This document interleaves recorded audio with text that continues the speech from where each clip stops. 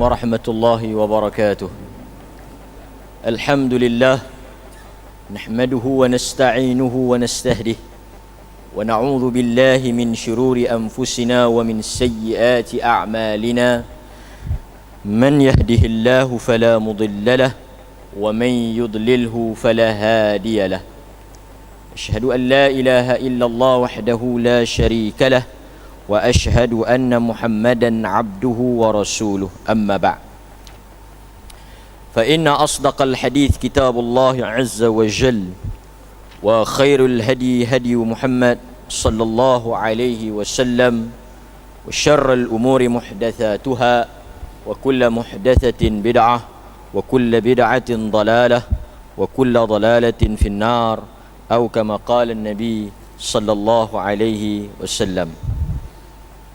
Alhamdulillah, tuan-tuan, malam ini kita dapat datang ke Masjid Amir Fawaz, Sungai Baru. Terima kasih kepada jawatan kuasa Tuan Imam yang sudi untuk berprogram dengan kita. Dan juga dialu-alukan yang berbahagia Tuan Haji Dr. Hazman Hassan, pengarah JAIPS. Sebelum tu ada Kak Ku. Ada Kak Ku mai? Okey. Kita insya-Allah akan buat program ni di bawah NGO bersama dengan pejabat Parlimen Arau. Tamun tu lah. Ni Simpang 4 Ni Dun Simpang 4. Jadi Dun Simpang 4, Dun Tambun Tulang semua ni dia bawah Parlimen Arau. Jadi kita akan bergeraklah ke masjid-masjid di bawah Dun yang ada dalam Parlimen Arau ni. Terutama sekali yang hujung-hujung ni, yang belah-belah selatan tanah air ni. Dan memang kita nak tengok keadaan masjid tu. Kan? Kita nak mari bukan setakat nak ceramah ya. Kita pihak NGO ni akan buat program, termasuk juga memberi bantuan lah di kawasan-kawasan yang kita akan pergi ni. Selain daripada kita bagi ceramah, kita juga akan sampaikan bantuan dan sumbangan ke masjid-masjid yang akan kita bergerak di dalam kawasan Parlimen Arau di bawah dun-dun yang ada. Jadi kita mulakan dengan Masjid Amir Fawaz ni lah. Dan malam ni kita dapat tajaan makanan daripada ahli Parlimen Arau lah. Dan juga kita akan bergerak dengan kerjasama daripada JAIPS lah. Kan? Jadi di samping kita nak tengok kehadiran jemaah kita yang sedia ada tu, kita juga nak tengok lah keadaan jemaah masjid tersebut. Kan? Jadi kawasan Sungai Baru ni kita nak tengok jugalah kehadiran jemaah dia, sebab kita nak buat kempen memakmurkan masjid, kan? Sebab ada juga orang kata kalau masjid tu baca bismillah pelan, orang tak mai. Kalau baca bismillah derah baru orang mai. Tapi ada juga satu masjid baca bismillah derah pun orang tak ada juga. Sebenarnya dia bukan masalah bismillah derah, bismillah pelan ni, dia kalau balok memang balok juga, kan? Jadi kadang-kadang alasan ya orang tak mau main masjid ni, kan? Tapi kita mari nak tengoklah sejauh mana pengimarahan masjid, dan kita akan kempen lah sama-sama, kan, untuk tarik orang mari ke masjid. Kita tengok ada orang Sungai Berembang mai, kan? Nanti kita akan turun balik ke Sungai Berembang dan seterusnya lah, kan. Okey. Jadi malam ni kita nak beramah mesra.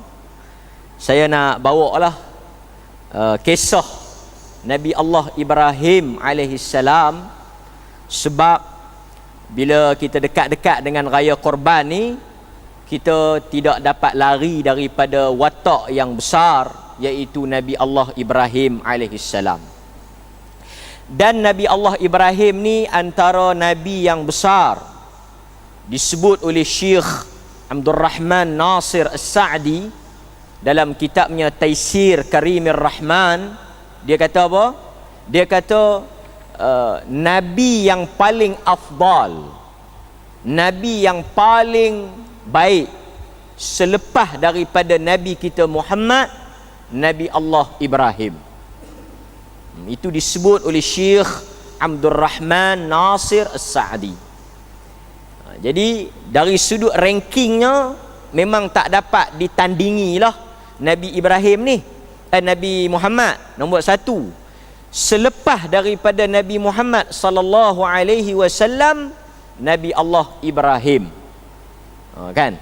Dan kita akan tengoklah kenapa kedudukan Nabi Ibrahim ni paling besar di sisi Tuhan. Dan Allah Subhanahu wa taala, sedikit kita sebut tentang Nabi Ibrahim, hanya melantik ataupun memilih 2 orang sahaja yang mendapat gelaran Khalilullah atau Khalilur Rahman. Khalil kan? Khalil ni maksud kekasih. Khalilullah, kekasih Allah. Hanya ada 2 individu ya. Hanya ada 2 manusia sahaja yang mendapat title gelaran Khalilullah atau Khalilur Rahman. Yang pertama Nabi Muhammad sallallahu alaihi wasallam, dan yang kedua Nabi Ibrahim.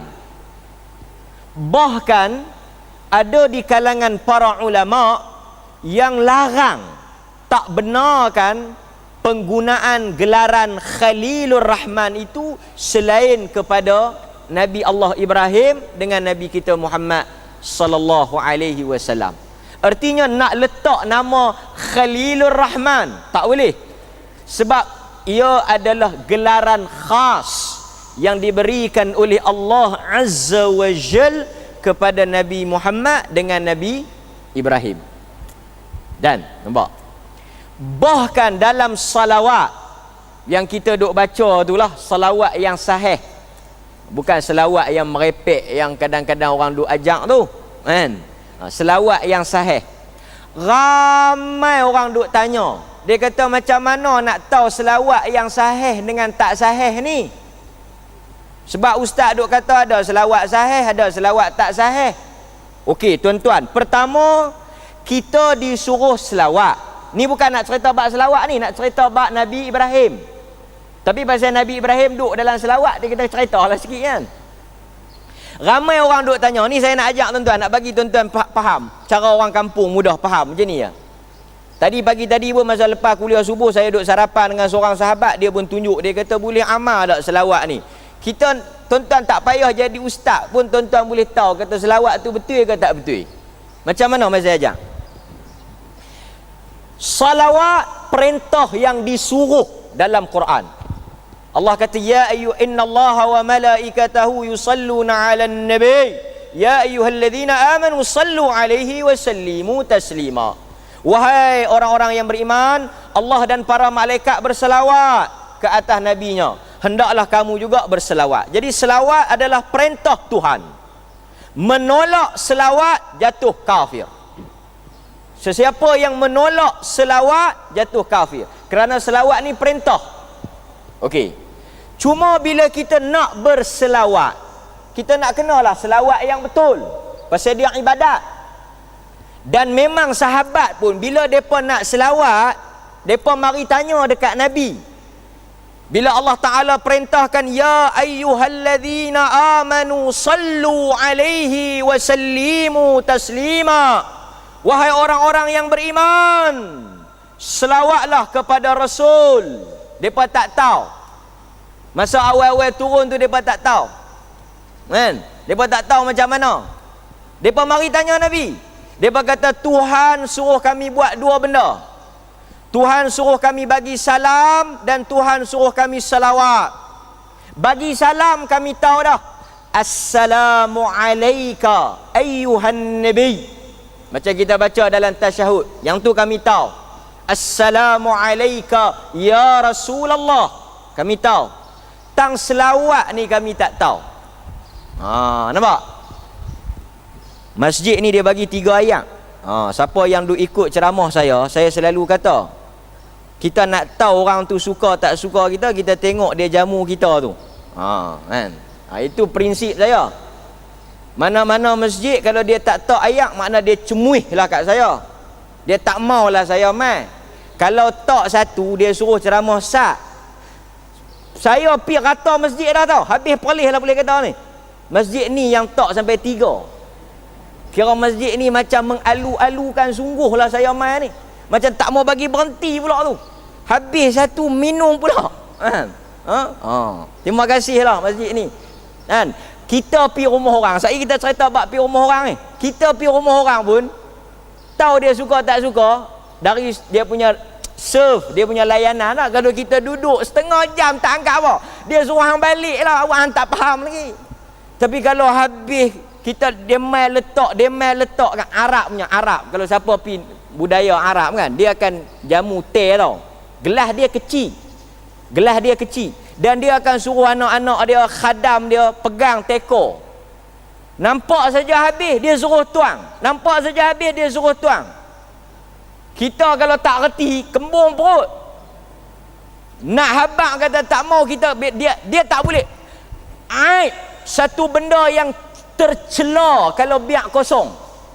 Dia nampak yang kosong anak dia. Tapi kalau anak dia tak tuang, kena. Arab ni bila kita tak mau, kita pergi tutup begitu, dia faham dia tak mau. Tapi kalau dia biak kosong, mana dia kata aku tuang, kita pun minum. Dia tuang, kita pun minum. 10 kali terkencing tang tu. Tapi nak habaqnya ikramnya memuliakan tetamu kan. Kira tahniah masjid ni dia memuliakan tetamu. Okey. Balik pada cerita kita selawat tadi ya. Jadi bila depa mari dekat Nabi sallallahu alaihi wasallam, depa tanya, "Kaifa nusalli alaika?" Macam mana kami nak selawat? Pasal apa depa tak buat sendiri, depa tak reka sendiri? Kerana salawat ibadat. Depa tak boleh pandai-pandai.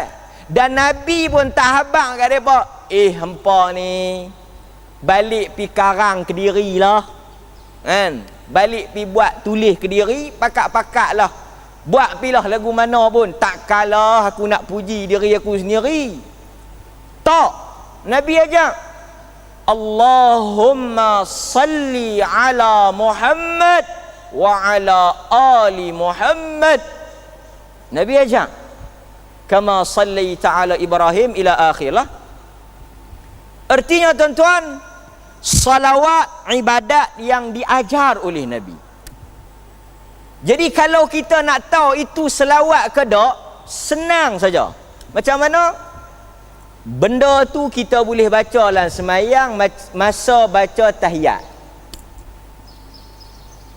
Kalau boleh baca masa semayang, selawat lah. Contoh mereka kata ada satu selawat tak tahu bunyi Allahumma salli salatan kamilah tamman apa semua tanfarujul kurub apa bala. Mereka kata boleh amal tak ustaz?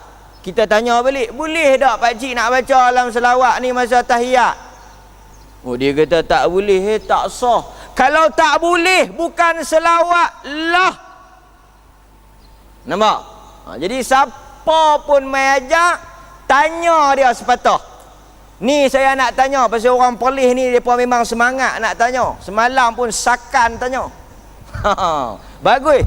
Depa jangan main-main dengan orang Perlis, membujur lalu melintang patah. Hampa buka kami tanya. Kan? Tanya sepatah, Assalamualaikum. Ustaz tadi ajak selawat. Boleh tak kami nak baca dalam semayang? Kalau dia kata boleh, okey. Tapi kalau dia kata, tak boleh lah selawat ni tak boleh baca dalam semayang. Tadi kata selawat, pasal apa tak boleh baca dalam semayang? Mau kalau kata selawat, bolehlah baca dalam semayang. Kepak tang tu. Saya bukan suruh korang ajak, saya suruh tanya. Kalau dia kata, tak boleh yang ni selawat bukan hak Nabi. Kalau dia jawab bukan hak Nabi, Assalamualaikum, terima kasih. Jangan tanya dah, cukup.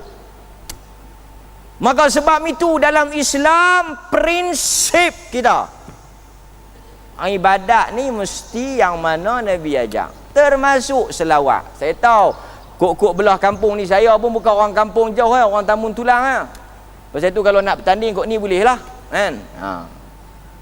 Tapi saya nak bagi taunya, bila orang kampung tanya, makcik-makcik saya ceramah kata tempat, bila mereka tanya saya akan tanya balik, boleh tak baca dalam sembahyang makcik? Tak boleh.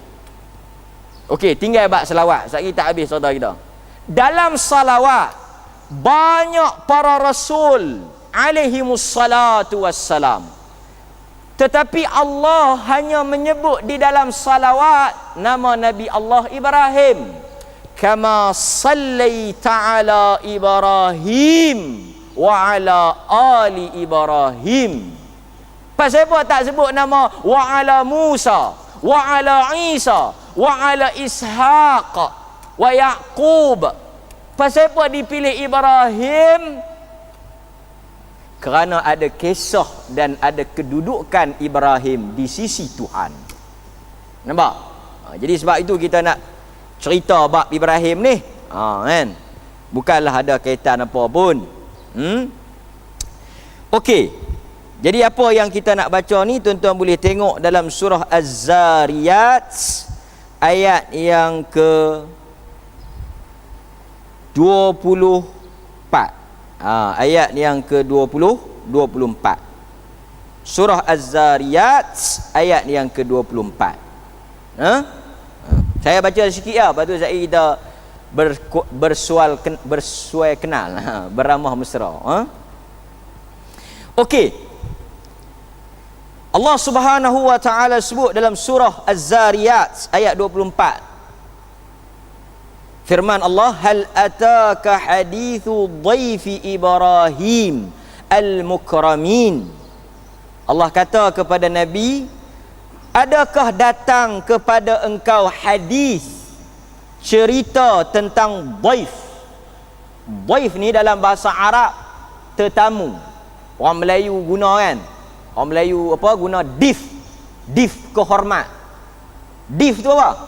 Daripada perkataan Arab dhaif. Dhaif. Kan? Pasal itu bila tuan-tuan pergi ke Mekah, tuan-tuan tengok signboard lah. Tapi mungkin tuan-tuan tak boleh baca kan? Dia sebut apa? Selamat datang Duyufur Rahman. Selamat datang tetamu-tetamu Ar-Rahman. Dia guna Duyufur Rahman. Daripada perkataan dhaif lah. Duyuf ni jamak dia. Tetamu-tetamu.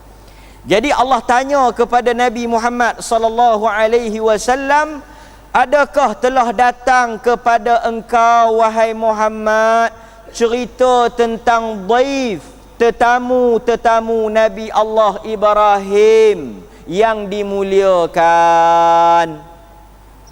Jadi cerita malam ini cerita tetamu Nabi Ibrahim. Ada riwayat sebut tetamu Nabi Ibrahim ni adalah malaikat Jibril, Mikail dan Israfil. Ada riwayat yang sebutlah. Tetapi yang datang kepada Nabi Ibrahim ni malaikat. Malaikat dalam rupa manusia. Kita berhenti sekejap tuan tu. Yang mana duk mengaji memang kita ingat fahamlah bab ni. Ini orang belah Sungai Baru mungkin boleh dapat pengetahuan barulah. Kan? Mana tahu duk jual ikan, jual apa belacan ke, mai siapa-siapa tak pernah nampak, mungkin malaikat. Pasal tu jangan duk kecoh tak ketahuan hala. Kan? Yang duk menega-menega ni kita akan boleh kira kan. Orang tua-tua kata toh malaikat mai. Betul. Kalaulah tuan-tuan tanya, boleh tak malaikat mai dalam bentuk orang? Jawabnya boleh. Allah boleh hantar malaikat dalam rupa manusia mai bersembang dengan kita. Antara dalilnya hadis riwayat Bukhari, cerita tentang 3 orang yang ada penyakit kepala botak, sakit sopok dengan mata buta.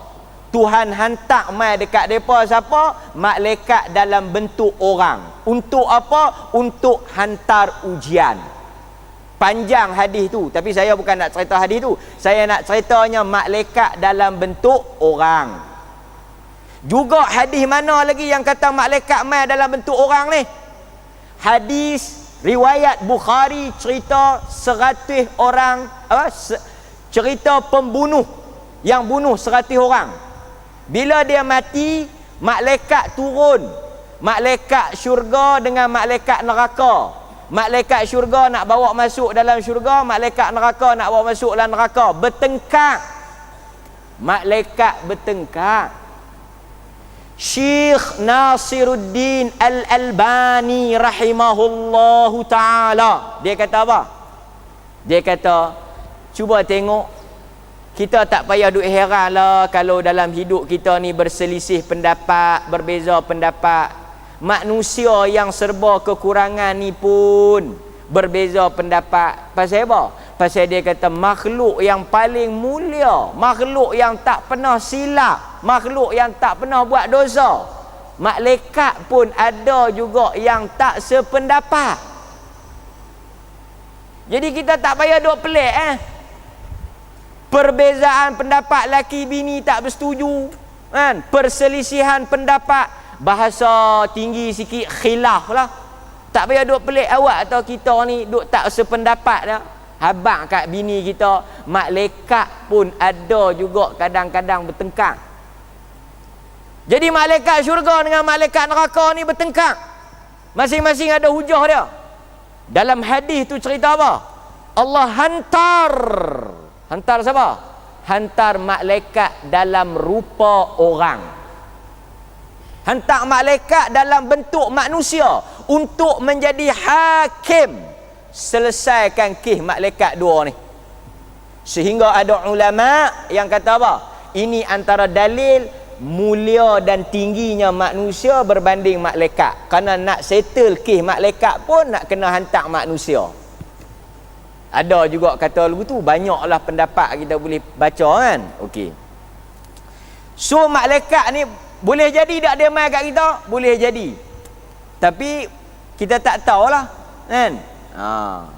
Mungkin malaikat tu mai nak tengok kita ni ikut Nabi ke tak kan. Tapi mungkin dia menyerupai orang. Dan selalunya, bukan selalunya lah, memang kesemua malaikat ni bila dia mai menyerupa, dia jadi orang. Orang lah kan. Orang apa? Orang laki-laki. Satgi ikut ada suami tuan-tuan bawa siapa-siapa kan, dia kata, hang tengok elok-elok malaikat tu. Malaikat ni dia mai dalam bentuk lelaki. Sehingga kan cantik tau ulama kita bahas, malaikat selalu mai dalam bentuk lelaki. Ada ulama kata hukum lelaki kirim salam pada perempuan boleh. Apa dalil dia? Jibril kirim salam dekat Aisyah. Jibril kirim salam dekat Aisyah ni nak faham kok mana? Sebab ulama kata Jibril dia mai dalam rupa lelaki. Jadi kita boleh qiyas. Ada sebahagian fuqaha kata, ulama kata boleh lah. Tapi dalam keadaan Jibril kirim salam tu melalui siapa? Melalui Nabi Muhammad. Nabi Muhammad bagi tahu Aisyah, Jibril kirim salam kat hang. Ulama kata ni, kalau orang perempuan tanya, tak apa ke kalau saya kirim salam? Kalau tak berlaku fitnah, tak apalah kan. Tapi elokkanlah, bahayalah tuan kan. Okey. So seterusnya ni kira malaikat lah ni kan, serta malaikat. So malaikat ni Nabi Ibrahim pun tak tahu tak kenal, dia kata depa ni malaikat. Tak tahu kata yang mai tu malaikat. Pasal apa? Pasal benda ni benda ghaib. Ni saya nak cerita kat orang Sungai Baru ni. Nabi Ibrahim ni kira hebat tak? Hebat lah. Memang sakal lah dia ni kan. Dia yang buat Kaabah sebagainya. Hebat-hebat dia pun, bila malaikat mai, dia tak boleh tahu kata tu malaikat tu. Tiba-tiba orang kok kampung kita pergi duk jadi tok bomok, tengok muka boleh tahu. Pasal tu kita tak mau tuan-tuan dalam masyarakat kita. Saya tak tahulah kampung ni, tapi kalau kampung saya tu duk ada lah lagi kepercayaan kepada bomoh. Jadi kita kena pastikan qaryah Sungai Baru ni tidak ada bomoh. Bomoh macam mana?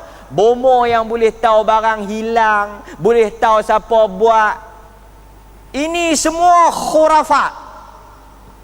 Ini semua khurafat. Kalau duk ada lagi benda-benda ni dalam masyarakat kampung ni, duk ada tok bomoh boleh menurun, duk ada tok bomoh boleh menengok, habaq mai kita pergi ziarah dia.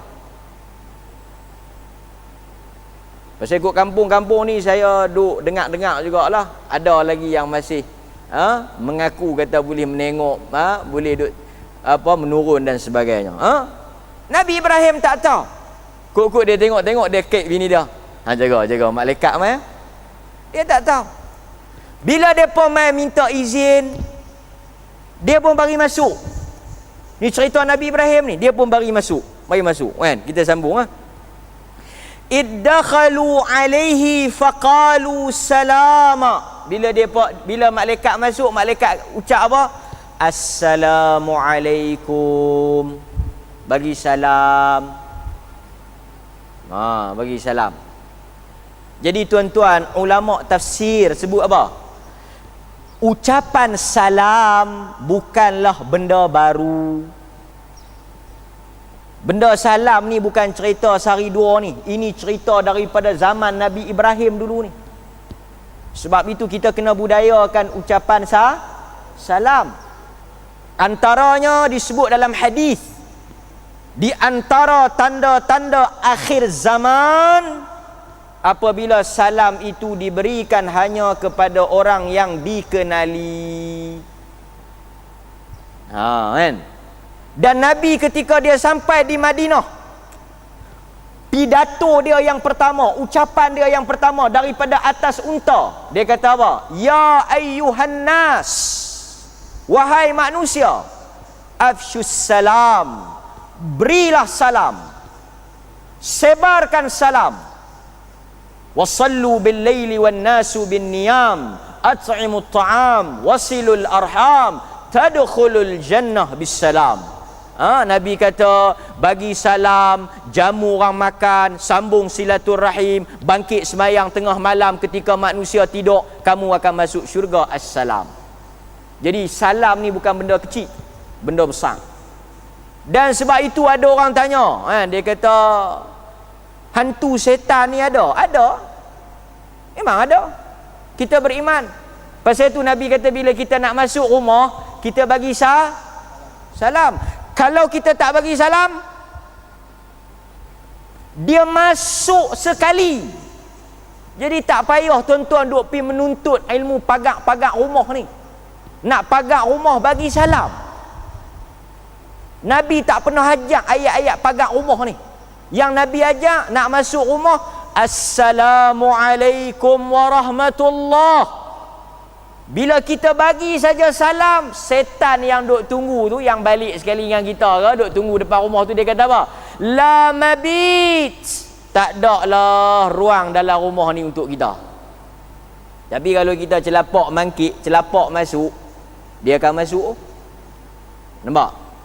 Jadi kita bagi salam. Termasuk juga kata para ulama, rumah yang tak berpenghuni. Tak nak masuk bilik hotel ke, ataupun kita pergi rumah tak ada orang, bagi salam. Cuma ada riwayat sebut salam dia lain sikit lah. Assalamualaikum wa ala ibadillahi salihin. Kan? Tapi kalau kita tak boleh, Assalamualaikum pun boleh. Kan? Ini antara sunnah Nabi SAW. Tak payah duk buat perangai tak ketahuan. Ada juga. Pergi keliling rumah duk muih sana muih sini. Ini semua tak ada dalam hadis, tak ada dalam sunnah. Tak pernah diajak oleh Nabi muih sana muih sini. Yang Assalamualaikum, masuk. Masuk. Jadi malaikat ajak bila kita nak masuk rumah, dia kata iddakhalu alaihi, apabila mereka masuk kepada Ibrahim, mereka memberikan kepadanya ucapan salama, assalamualaikum. Kemudian Ibrahim pun jawab, qala salamun qaumun munkarun. Nabi Ibrahim pun jawab salam. Ni tak kenal mana hala lagi ni. Dan memang budaya Arab, orang Arab pun, Nabi Ibrahim ni bukan orang Arab, kan? Tapi budaya Arab dan budaya-budaya yang sewaktu dengannya, bab memuliakan tetamu ni memang ada dah dalam masyarakat tu. Pasal tu bila Islam mai tu depa tak ada masalah sangat. Memang depa duk memuliakan tetamu. Kan? Nampak? Okey? Seterusnya, faragha ila ahli. Bila Ibrahim alaihi salam nampak depa masuk, tindakan yang pertama, dia pi dekat ahli keluarga dia, yakni bini dia Sarah. Pi buat apa ni? Ini kita kena ikutlah. Dia kata yang ni sunnah Nabi Ibrahim, bukan sunnah Nabi Muhammad. Dalam Quran Allah perintahkan Nabi untuk ikut Nabi Ibrahim. Kan? Jadi Ibrahim ni memang Nabi yang diperintahkan untuk kita ambil. Millata Ibrahim Hanifa, Quran sebut. Agama Ibrahim yang lurus. Jadi kita boleh ambil contohlah. Faja'a bi'ijlis samin. Tapi saya nak bagi tahu tuan-tuan jangan salah faham lah. Ibrahim pi dekat keluarga dia, pi perebah lembu seekor. Sehingga ulama kata tidak ada mana-mana tuan rumah di dalam sejarah manusia yang boleh lawan cara Ibrahim layan tetamu. Tak ada dalam dunia ni. Sebab itu bila bercakap tentang memuliakan tetamu, layan tetamu, antara contoh qudwah, uswah yang terbaik Ibrahim alaihissalam. Dia pergi kat keluarga dia, dia pun tak tahu mana, dia pun susah. Tetapi faja'a bi'ijlin. Ijl ni dalam bahasa Arab anak lembu. Anak lembu. Kalau tuan-tuan teringat lagi lah cerita siapa? Nabi Musa dengan Samiri. Kan? Thumma ittakhadhtumul ijl. Bila Nabi Musa pergi ke Bukit Tursina, bercakap dengan Tuhan, wa kallamallahu Musa taklima, berdialog dengan Tuhan, tinggal dekat Harun, gelong habis Bani Israel, ada satu orang nama Samiri. Dia ambil satu patung, dia create masa tu, teknologi masa tu. Anak lembu ni boleh bercakap. So depa sembah ijl, anak lembu. Musa balik main mengamuk. Tak apa, berhenti dekat tu, cukup. Saya nak ceritanya ijl ni anak lembu. Dia pergi perbah anak lembu. Anak lembu yang samin, yang gemuk. Sebab itu Imam Ahmad Ibn Hanbal dan yang sependapat dengan dia mengatakan wajib jamu tetamu ni. Kira orang yang bila tetamu mai tak jamu apa tu, kira kalau ikut pendapat Imam Ahmad ni macam berdosa. Bahkan ada hadis yang letak tempoh sampai 3 hari 3 malam. 3 hari 3 malam tanggungjawab tuan rumah untuk jamu. Hari keempat Nabi kata apa? Ikut empalah. Nak jamu pun tak apa, tak jamu pun tak apa. Artinya 3 hari yang awal tu wajib. Sehingga ada riwayat dia boleh masuk terus pergi ke dapur. Tapi kita ni orang Melayu ni dia tak buat lagi lapangan tu kan. Mai-mai dia duduk depan lah. Tuan-tuan pun tak payahlah dah mengaji-mengaji ni, pi esok rumah siapa-siapa, pi terus talar pi ke dapur, buka peti air, bersidang, tak ada. Dia kata aku tetamu 3 hari tu. Ni kita kena baca pergi habis lah kan. Okey. So antara adab bila tetamu mari, kita kena jamu dia makan.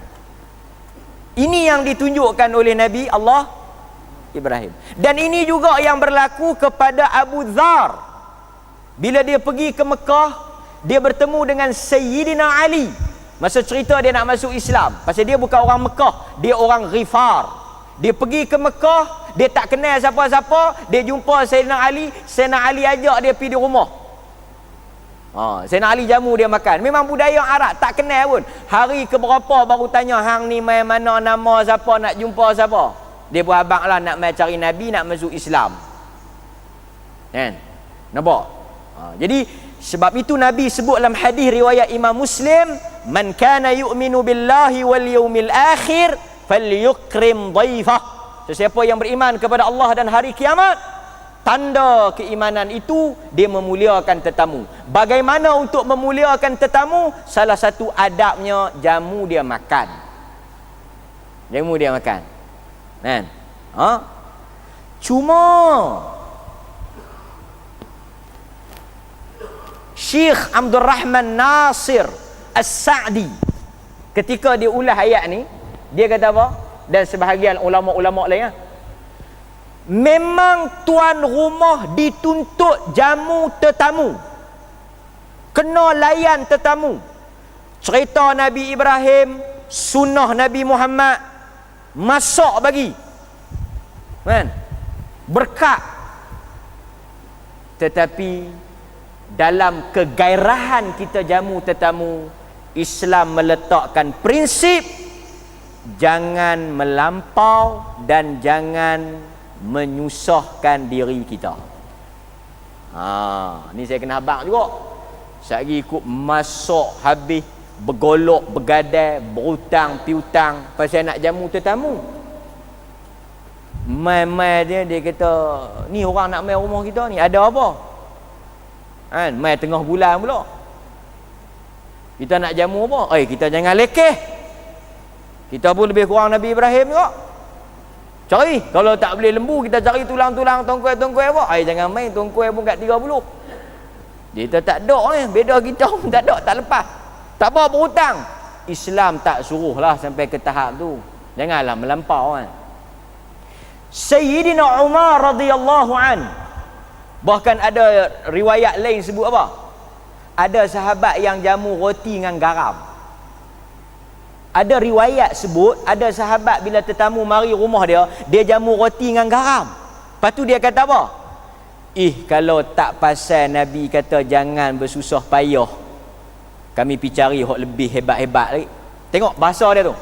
Dia kata kalaulah tak kerana Nabi tak bagi bersusah payah, takalluf. Kalaulah bukan kerana Nabi suruh bersusah payah, kami cari hak elok lagi. Tapi Nabi suruh jamu, takat mana hampa mampu ya, kami mampu roti dengan garam, hampa makanlah roti dengan garam. Artinya apa? Jamu juga, dan jangan sampai menyusahkan kita. Sayyidina Umar kata nuhina anit takalluf. Dalam riwayat Bukhari, Sayyidina Umar kata apa? Nabi larang kami daripada bersikap takalluf. Apa dia takalluf? Takalluf ni bersusah payah. Dalam konteks kita ni nak jamu tetamu. Jamu takat-takat mana mampulah. Alang-alang sebut jamu takat mana mampu ni, saya nak sebut sikit bab kenduri arwah. Pasal ada cerita tetamu ni, saya sembang bila sikit. Ramai orang duk tanya, dia kata, ada orang tanyalah. Dia kata awak tak boleh nak jamu ke orang-orang masa mati Siapa kata tak boleh jamu? Boleh ya?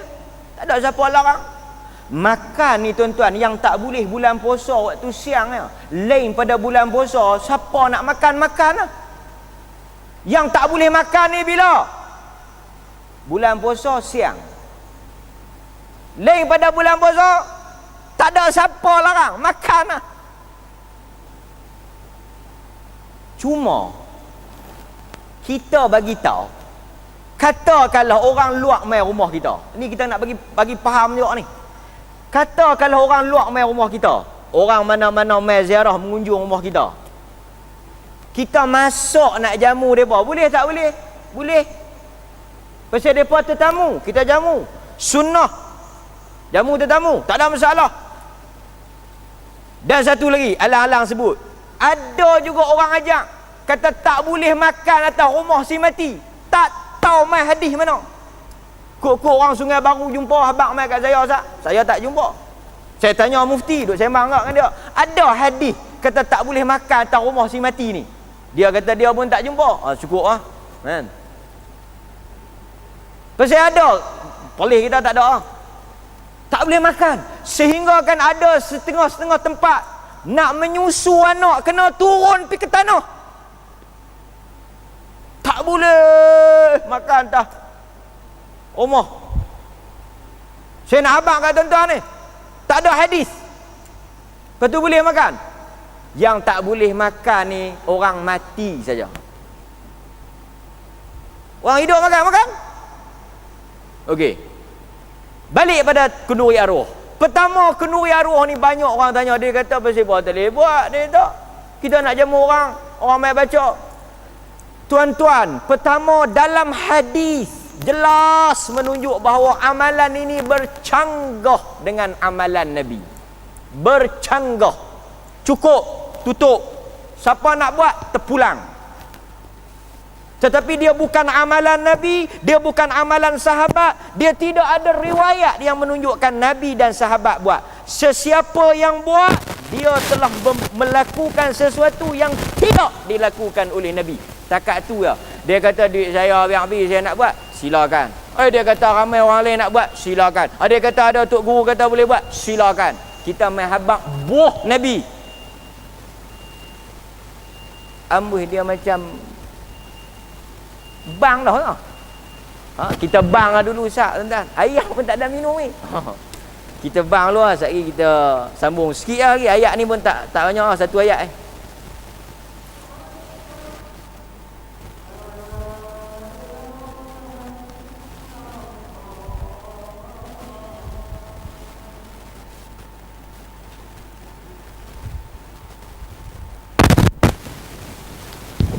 Bismillah walhamdulillah. Kita sambung sikit lagi tuan-tuan ayat ni. Jadi sebab itu dalam sunnah tidak ada kenduri arwah ni kerana dia termasuk dalam benda-benda yang menyusahkan tuan rumah.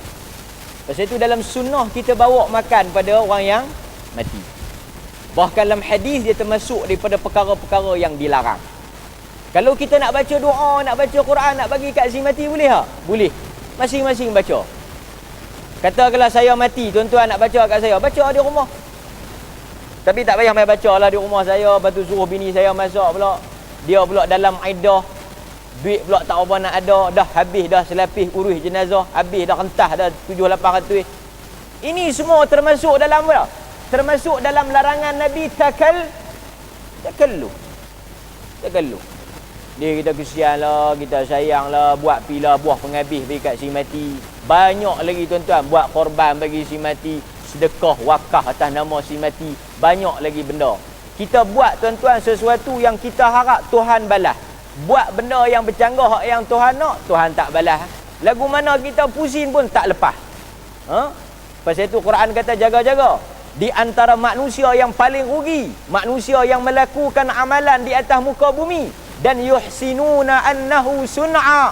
Mereka menyangka mereka melakukan perkara yang baik. Jaga-jaga Tuhan kata. Esok bila mereka mangkit, mereka lah manusia yang paling rugi. Kerana amalan yang mereka nak tuntut tidak ada di hadapan Tuhan. Sebab amalan itu tidak diterima.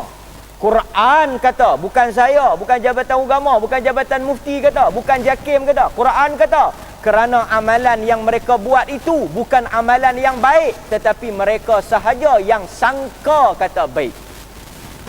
Quran sebut. Maka berhati-hati tuan-tuan, jangan kita jadi orang yang menyesal di akhirat esok. Kemudian dalam ayat ini juga kata para ulama, fajaa bi'ijlin samin. Ibrahim bawa mari hidang anak lembu tu pada malaikat ni. Hidang pada malaikat ni, tetamu dia tak tahu lagi ni. Cerita ni dia tak tahu lagi. Dia kuih suspend dah ni, episod kedua dah ni.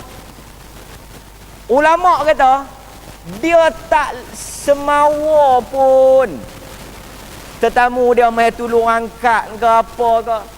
Ulama kata betapa dia memuliakan tetamu sehingga dia tidak langsung mahu menyusahkan tetamu dia. Sehingga ulama kata kalau kita boleh serve, kita boleh layan ke diri, jangan libatkan tetamu, biar dia duduk berehat. Nampak? Biar dia duduk berehat, lepas tu kita mari bagi dia makan. Basuh-basuh pun jangan. Kira basuh tangan balik. Tapi kalau basuh tangan pun kita nak main tuang melampau kan. Kita layan. Ibrahim tak, dia buat main hidang. Tok depan, layan. Tak suruh main angkat ke apa. Tak kenal pun siapa dia main ni. Tak kenal ni, tak kenal buat main jamu anak lembu lah. Kalau kenal, tak tahu nak abang lah tuan-tuan. Kan? Okey. Lepas tu faqarrabahu ilaihim. Dia pun qarraba. Nampak? Ni adab ni. Faqarrabahu. Ibrahim mendekatkan, qarraba, mendekatkan makanan itu kepada tetamu dia. Nampak tuan-tuan, ulama kata adabnya kita angkat bagi mai kat tetamu, letak hidangan dekat tetamu, bukan letak kat kita. Ini angkat mai mi, angkat mai kuah, angkat mai telur rebus, semua buat kelelong, duk lengkong kat kita. Yang dia tak ayak. Lepas tu semawa. Makan. Dia nak mangkit pi pun segan. Sunahnya kalau tuan-tuan tengok kawan tu mengaji, tuan-tuan pi kok belah Sungai Baru ni, tuan-tuan nak tahu dia mengaji tak mengaji, dia angkat metok kat kita. Tapi kalau dia angkat tok kat dia, tak mengaji dia tu. Dia bukan payah nak tahu orang jahil. Dia mari dia tak, ini betul. Dia ni betul mengaji, dia tahu, dia baca Quran ni. Pasal dia angkat tok kat aku, tuan rumah, dia angkat mai. Faqarrabahu. Dan adab dia, tuan rumah jangan makan selagi tetamu tak makan. Ibrahim tak makan. Ibrahim tak makan.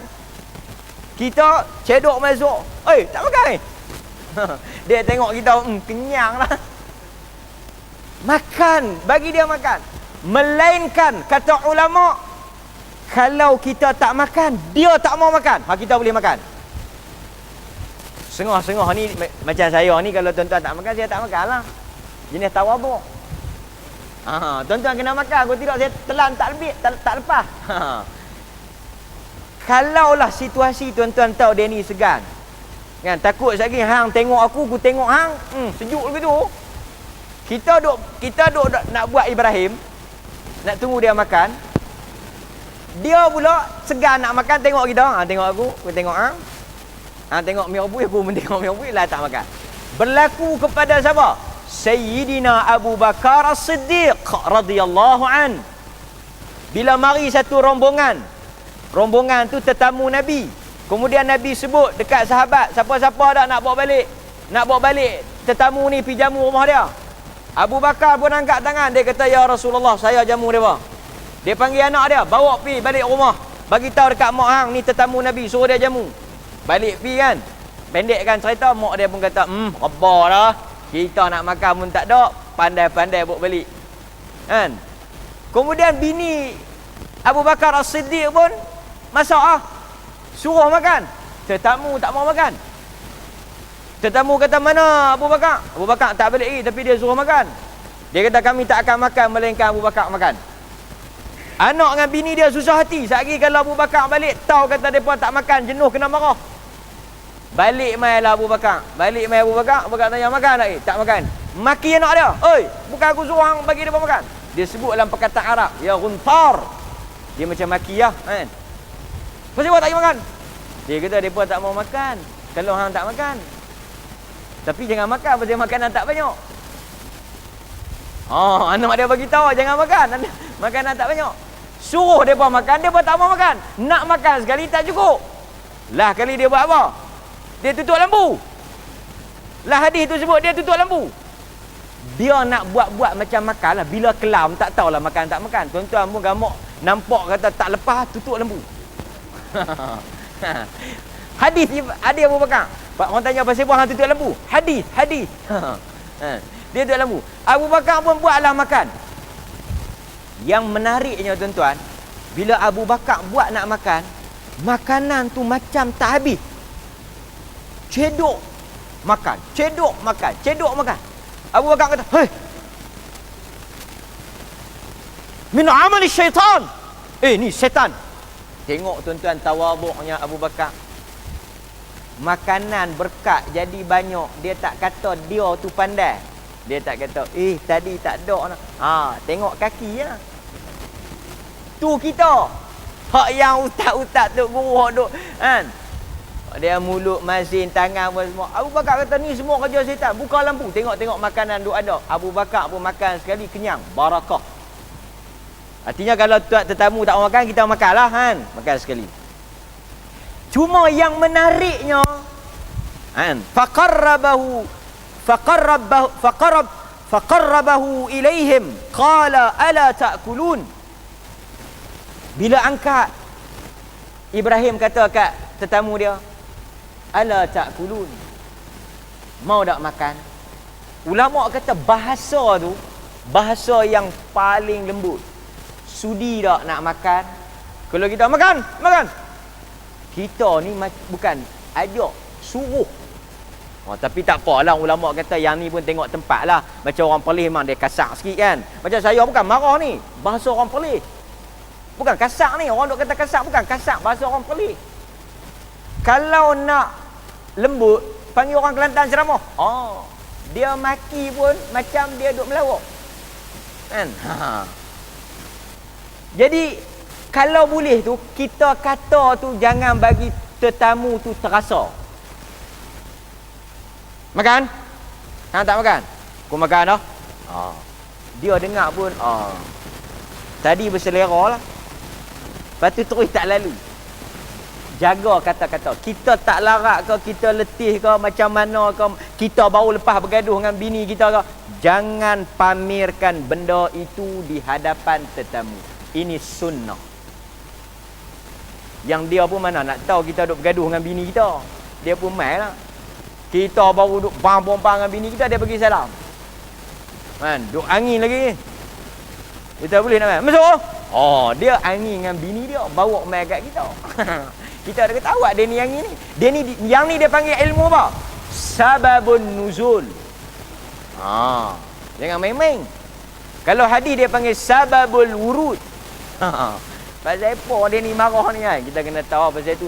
Jangan letak sangkaan yang tak elok pada manusia. Kita tak tahu situasi dia. Mungkin dia susah hati, dia ada masalah dan sebagainya. Tapi dalam sunnah, kita jangan tunjuk pada tetamu sehingga dia rasa tak selesa dengan kita. Jangan, Jangan. Okey? Pasal tu kadang-kadang ada setengah-setengah masjid. Bukan saya tak ada lah lagi orang buat, tapi setengah-setengah ustaz saya kesian nak. Jemaah duk mangkit keluar. Tapi kalau dia mangkit depan saya, tak duduk dah. Dia tak suka dengan penceramah tu, dia nak tunjuk dia tak suka. Dia mangkit, duduk belakang, cakap apa semua. Jangan tunjuk, itu bukan adab Islam. Itu bukan sunnah, itu bukan akhlak yang mulia. Akhlak yang mulia memuliakan tetamu, hatta kan kita tak suka dengan tetamu tu. Nabi mari satu orang. Ni Nabi mari satu orang, dia cemuih tak sangka kat kawan tu. Bila kawan tu mai depan dia, dia bercakap elok. Bila dia balik ya, Nabi kata kat dia. Sahabat tanya, tadi muka elok, layan elok. Nabi kata seburuk-buruk kaum, seburuk-buruk manusia yang bila dia mai, orang terpaksa buat tunjuk baik kat dia. Tapi maknanya kita layan pasal dia tetamu. Kan? Jadi bawa mai, jemput makan. Yang menariknya tuan-tuan, last ayat yang terakhir. Fa'aujasa minhum khifah. Qalu la takhaf wa basyaruhu bi ghulamin alim. Habis ayat ni. Ibrahim angkat mai, depa tak makan. Bila tengok depa tak makan, Ibrahim alaihi salam ni yang digelar Abul Anbiya, bapa para nabi ni tuan-tuan, dia mai takut. Dia tengok-tengok tak makan. Jadi kalau tuan-tuan nak tahu malaikat tak malaikat, dia tak makan. Kan? Kalau tuan-tuan suar cerah, yang ni bukan malaikat lah. Malaikat tak makan. Bila letak tak sentuh, Ibrahim mai gelabah. Dia duk ingat depa ni mungkin dia tak kenal tau. Dia ingat dia jahat lah ni, hantu ke setan ke apa ke. Malaikat bila tengok Ibrahim duk gemuruh, gentak, takut, gelabah apa? Dia kata, la takhaf. Jangan takut. Kami ni adalah geng yang mai dekat Nabi Lut. So baru dia bagi tahu, kami ni yang mai dekat hang ni, kamilah yang mai dekat Nabi Lut. Kalau tuan-tuan nak tahu, kena bacalah cerita Nabi Lut. Saya tak boleh cerita lah. Malam ni tajuk Nabi Ibrahim. Tapi Nabi yang mai tu Nabi, geng Nabi, yang mai kat Nabi Lut, malaikat lah. Mai tu untuk apa? Untuk nak bagi khabar gembira bahawa Nabi Ibrahim dan isterinya Sarah akan dapat anak. Bila dengar malaikat habaq macam tu, Sarah ni dalam ayat yang seterusnya, dia bangkit, tepuk muka dia. Dalam Quran ni, tepuk muka. Terkejut, campur seronok. Dia tanya pula, boleh ke lagi? Dia kata, aku ni dah tua dah. Bukan saja aku tua, Ibrahim pun tua. Kemudian malaikat kata, Tuhan melakukan apa yang dia kehendaki. Kedatangan malaikat ini mengajar kita banyak manfaat dan faedah. Kan? Walaupun ceritanya pendek, tetapi pengajarannya, manfaatnya atau iktibarnya banyaklah, boleh kita ambil sama. Ada dari sudut akidah, dari sudut amal ibadah, pengamalan kita dalam kehidupan harian, ataupun terpenting sekali kata para ulama, dari sudut akhlak. Dari sudut akhlak. Kan? Jadi ada 3 aspek yang disentuh dalam ayat-ayat ini. Bagaimana akidah kita, ibadat kita dan akhlak kita ketika berurusan dengan tetamu. Kan? Pasal itu tetamu ni dikaitkan dengan beriman kepada Allah dan hari kiamat. Okey? Selalunya kita buka soalan.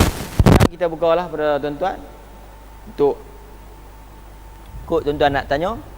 Kalau tuan-tuan tak tanya, kita akan tangguh kelas kita. Sebelum tuan-tuan tanya, kita last kelas saya esok di Masjid Tuanku. Lepas tu kita akan cuti. Bukan kita, saya akan cutilah. Esok last kelas saya. Siapa yang ikut ni, saya tahu ada yang duk ikut ni. Last kelas kita esok di Masjid Tuanku. Tolong war-warkanlah pada sahabat-sahabat. Lepas tu kita akan cuti panjang lah. Tuan-tuan boleh teruskan pengajian tuan-tuan dan sebagainya. Wallahu ta'ala a'lam. Okey, ada soalan? Ya. Sarah dapat anak Nabi apa? Nabi Ishaq.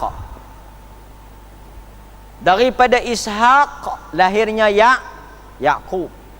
Daripada Yaqub lahirnya Yusuf. Nampak?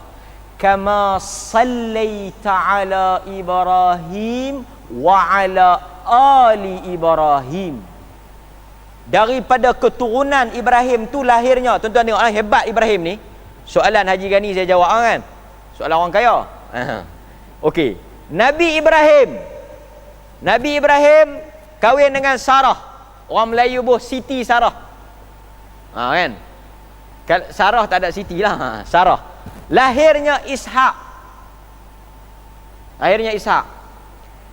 Dan malaikat bagi tahu Nabi Ibrahim akan sempat tengok Ishaq, dan sempat bukan takat Ishaq ya, termasuk Yaqub. Dalam setengah riwayat, masa umur Sarah dengan Ibrahim tu lebih kurang 90 tahun ke atas.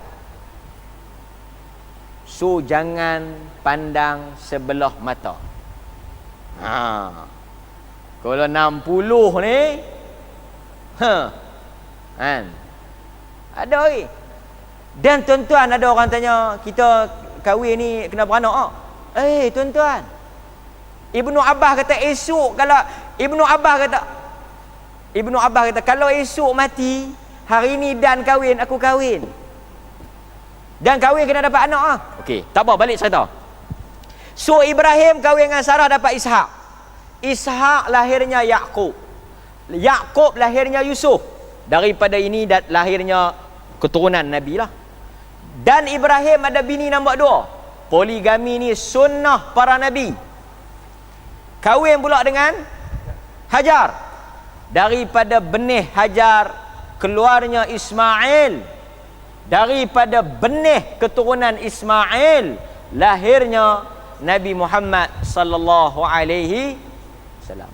Jadi Ibrahim digelar Abul Anbiya, bapa para nabi, kerana daripada susur galur dia itu keluarnya benih-benih nabi-nabi yang memakmurkan dunia ini. Kan? Jadi Ismail ni dia kahwin dengan suku Jurhum, orang Arab lah. Kemudian daripada itu lahirnya keturunan Nabi Muhammad sallallahu alaihi wasallam. Pasal itu kita minta supaya seperti mana Allah berselawat kepada Nabi Ibrahim dan juga keluarga Nabi Ibrahim. Okey? Nah.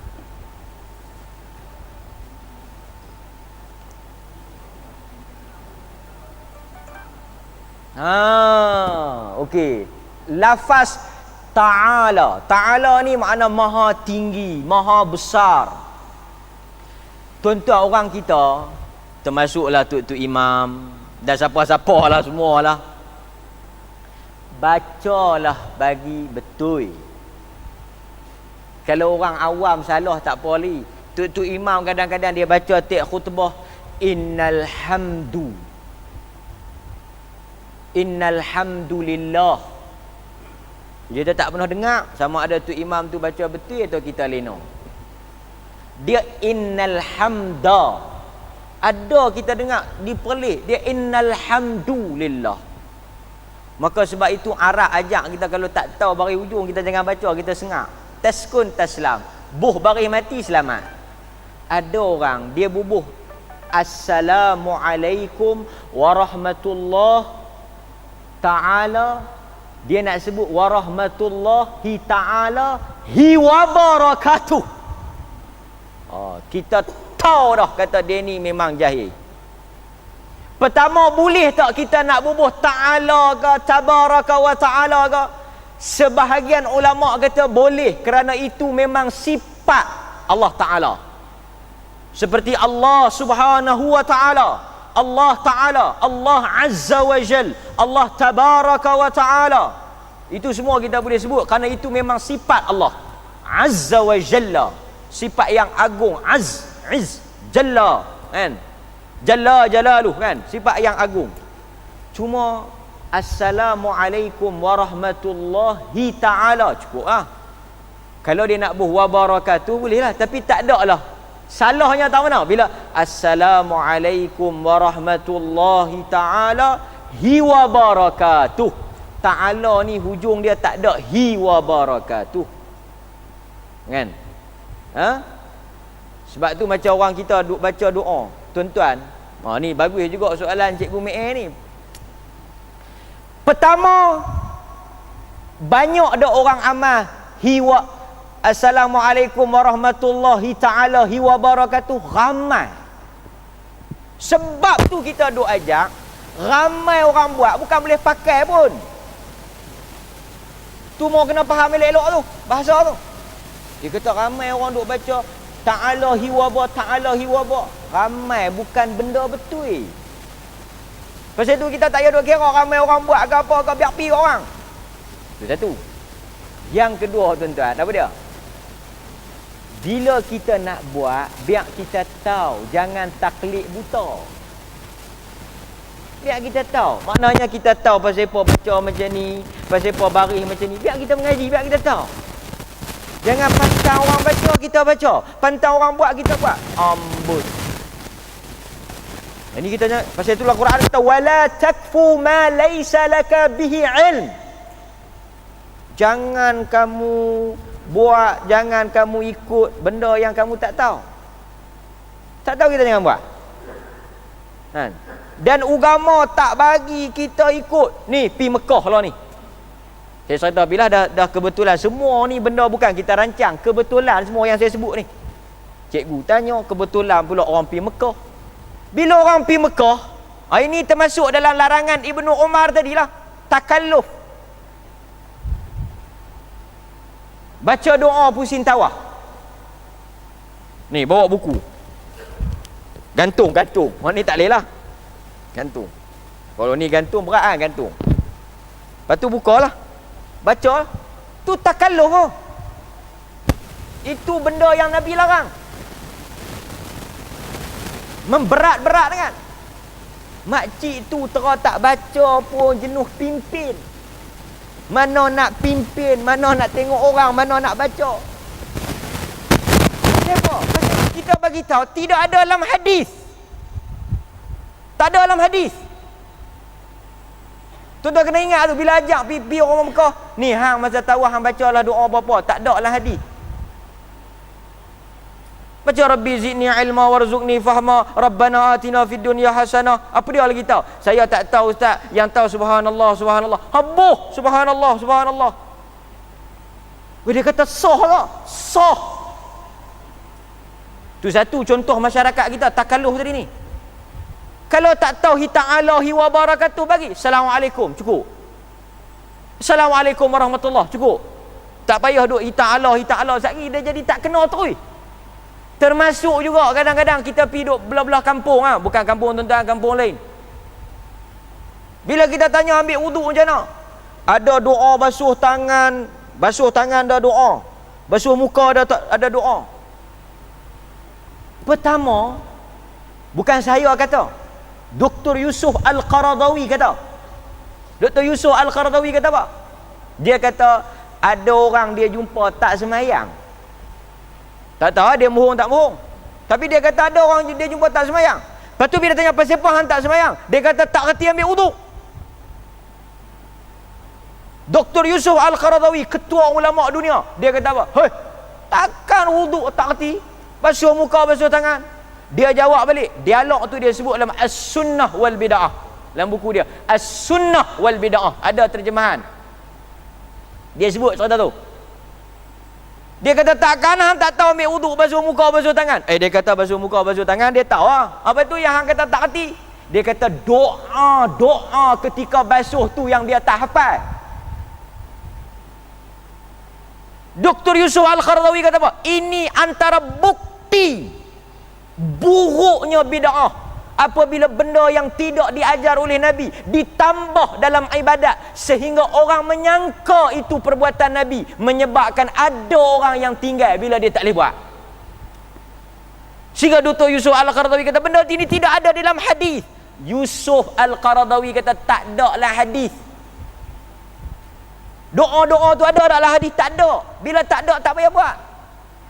Uthman bin Affan dia cerita dalam riwayat Muslim macam mana Nabi ambil wuduk. Kita bukan nak tengkak ambil wuduk, terjun dalam kolah pun tak ada siapa nak larang Tapi kita nak bagi taunya Uthman ajak bila Nabi SAW ambil wuduk, dia baca bismillah, dia basuh tangan, dia basuh muka, dia basuh kepala, dia basuh kaki. Kemudian Uthman kata demikianlah Rasulullah berwuduk. Tanpa Uthman meriwayatkan, tanpa Uthman cerita, ada doa khusus pada setiap anggota. So kalau kita nak bertengkar, nak pertahan hujah kita, perkara pertama kita nak kena clear, doa itu tidak ada dalam hadis. Kalau ada orang nak pertahan juga, kita nak tanya, hang nak pertahan siapa?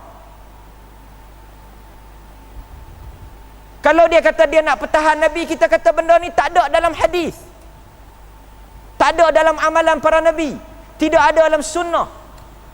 Pasal itu kita kadang-kadang tuan-tuan bertengkar dengan orang, berhujah dengan orang sehingga kita tak tahu. Kita tak tahu apa? Kita tak tahu siapa yang kita pertahankan. Kita takut-takut yang kita pertahankan itu manusia yang tak maksum, kita pertahankan diri kita. Dalam masa yang sama kita mempelekehkan sunnah Nabi SAW.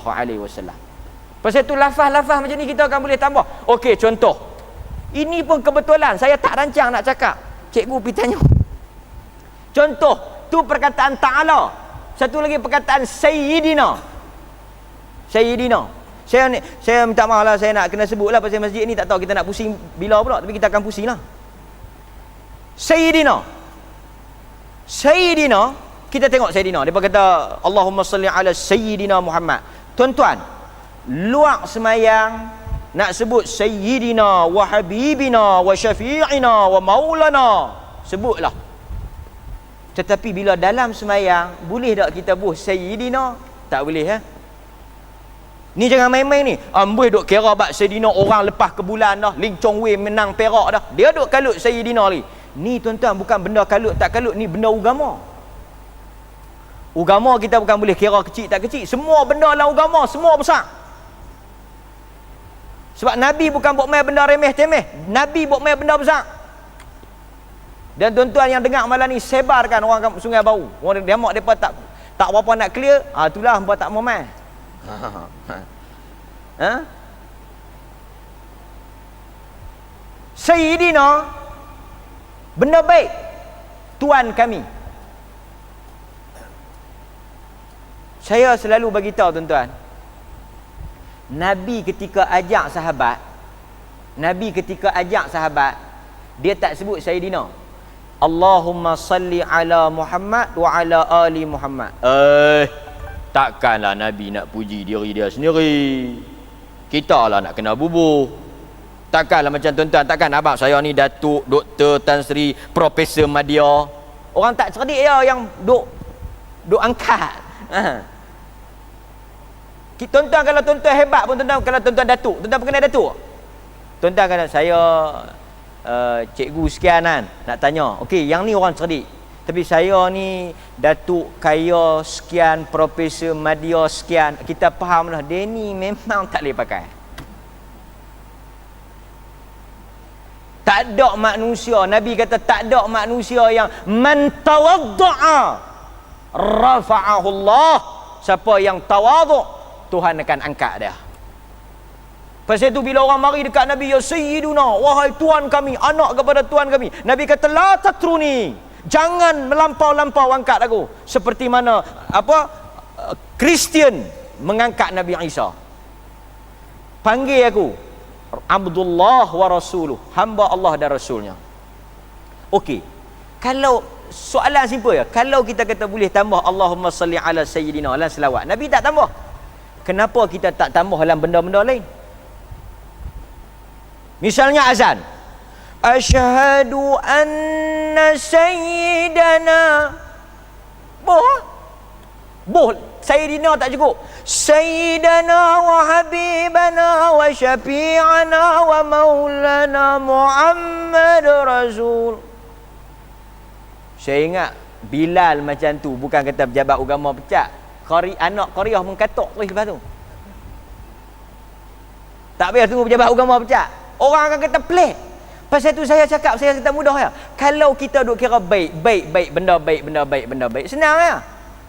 Tuan-tuan mayang raya tak? Ni nak mayang raya haji. Ramai orang marah. Dia kata apa ni? Tak dan semayang, kami tak tahu apa. Masalah mayang raya ni saya duk nampak lah. Kita nak kena bersidang ni, majlis fatwa. Masalah mayang raya ni yang orang tak dan ni pasal tak ada bank.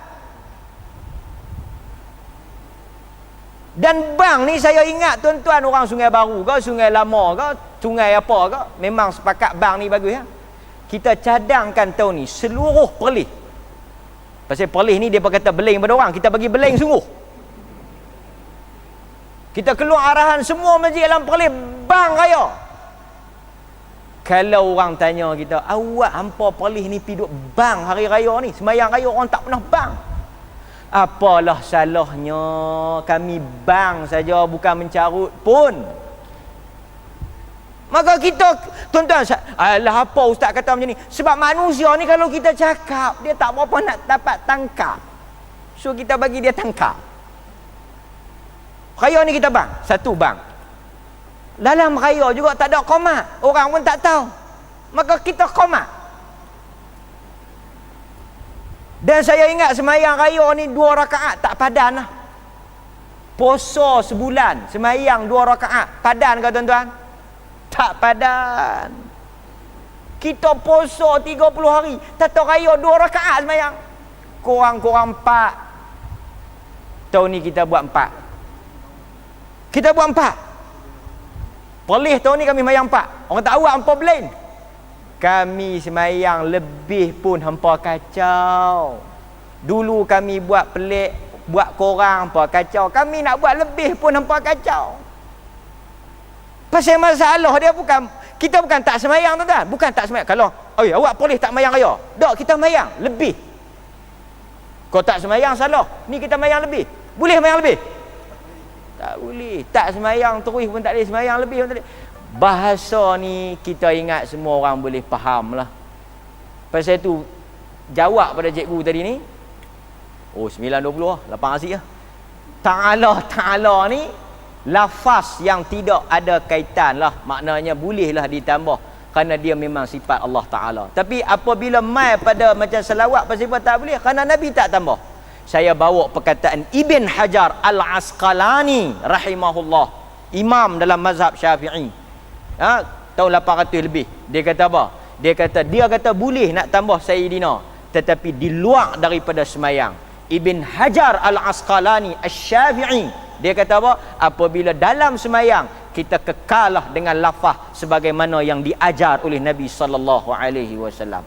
Saya ucap terima kasih kepada semua yang terlibat pada malam ini, masjid, tok-tok imam, jawatan kuasa, ahli parlimen Arau, kan? Bahagian UMNO, bahagian yang buat program ni, Jabatan Agama dan Pertubuhan Al-Ansar yang kita akan bergerak insya-Allah daripada masa ke semasa. Mudah-mudahan tuan-tuan, Allah bila bangkitkan esok kita berdiri. Tuan-tuan kena ingat, saya selalu pesan dalam mengaji ni tuan-tuan, kita kena ingat satu ya.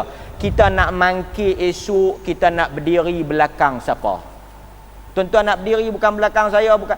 Tuan-tuan, manusia, Nabi satu hari orang mari tanya Nabi, "Matas sa'ah?" dalam riwayat Bukhari. Matas sa'ah? Bila kiamat? Nabi tak jawab. Nabi tanya dia, "Ma'adatta?" Apa yang hang buat untuk berhadapan dengan kiamat? Apakah persediaan hang untuk kiamat? Kiamat aku tak tahu bila. Aku nak tanya hang, apa hang prepare untuk kiamat? Dia kata, tak ada benda aku prepare, tak ada benda aku buat apa, melainkan aku sayang Allah dan Rasul. Aku cinta Allah dan Rasul. Nabi kata apa? Hang akan bersama dengan orang yang hang cinta. Pasal itu tuan-tuan, kita mengaji, tuan-tuan ada amalan, tuan-tuan semua ada orang amalan, tuan-tuan. Amalan masing-masing, kita mau tanya hidup kita, esok kita nak bangkit, kita nak duduk di belakang siapa? Mudah-mudahan Allah Ta'ala rahmat saya dan berkat masjid ni, makmurkan masjid ni. Kita kena kempen lagi supaya semua orang-orang belah ni boleh makmurkan masjid ni. Itu tujuan kita dan matlamat kita. Wassallallahu ala nabiyyina Muhammad. Assalamualaikum warahmatullahi wabarakatuh. Jazakumullah khair wa barakallahu fiikum.